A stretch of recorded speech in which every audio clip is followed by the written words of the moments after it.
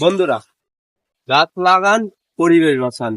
ফেসবুকে ভিডিও ছাড়েন, dollar income করেন। গাছ লাগালে অক্সিজেন পাবো আমরা, মানুষ সুস্থ থাকবে।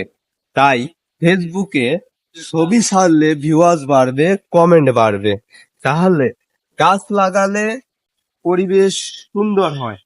ফেসবুকে আপনার পোস্ট করলে ফেসবুক প্রোফাইল সুন্দরভাবে সাজানো হয়। এখন এই জন্যই আপনাদেরকে গাছ লাগাইতে গেলে আপনার পরিবেশ সুন্দর হবে, অক্সিজেন পাবেন।